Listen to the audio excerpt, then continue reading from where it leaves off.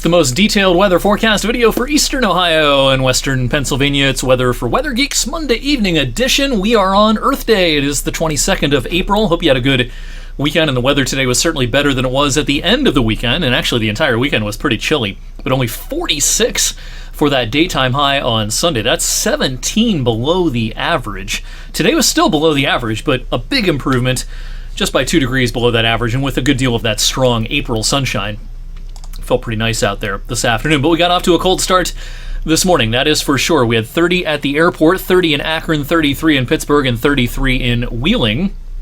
We may have one morning that's a little bit colder than this coming up later this week, specifically Wednesday night into Thursday morning. We'll talk about that momentarily. That low of 30, of course, not near a record this morning. The record 20 set in 1975. And at this time of the year, most of our record lows are in the teens and lower 20s. It's actually remarkably quiet for an April evening across most of the lower 48 states. And actually, the next couple of days will be fairly benign for this time of the year. It's been an active severe weather season thus far in much of the country, especially in Ohio. Ohio leads the nation in number of tornadoes so far this season, but severe weather, not much of a concern tonight. This is the day 2 outlook and just a couple of low-end Category 1 risks, one in Michigan, one in Texas, and extreme southwestern Oklahoma. And then the day 3 outlook, which is Wednesday, just a skinny area of level 1 risk around southwestern Oklahoma, from Oklahoma City down to Lubbock and into the oil country of west central Texas. That's about it. Now, the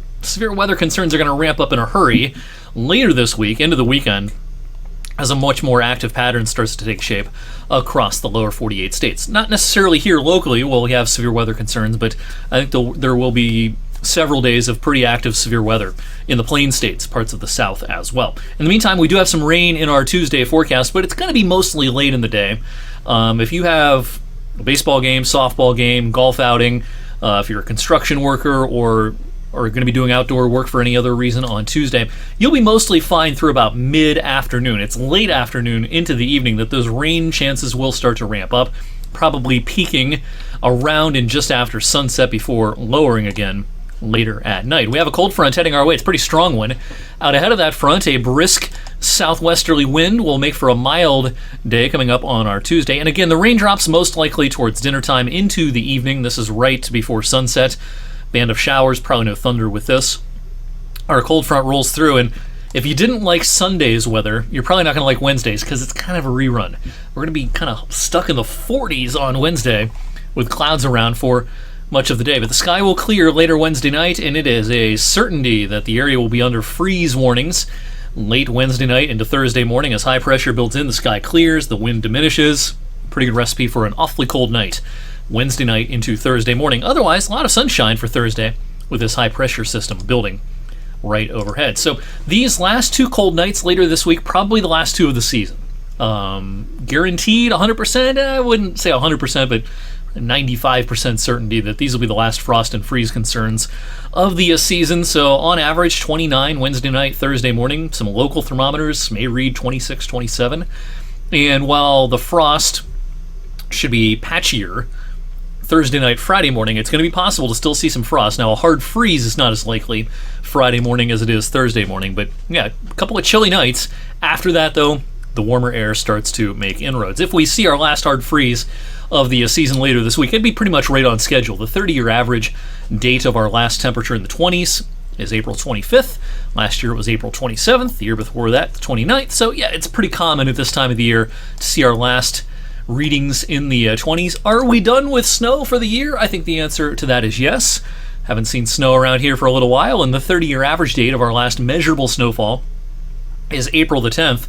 This cold shot later this week won't come with any snow, and then after that, I think we're heading into a mild, warm late April and May pattern. Probably will not produce any sort of late season surprise snowfalls. In fact, today's 8 to 14 day outlook from the Climate Prediction Center paints a pretty warm looking picture. Very elevated odds of a warmer than average stretch to open the month of May. I think this pattern will take us through at least the 10th of May.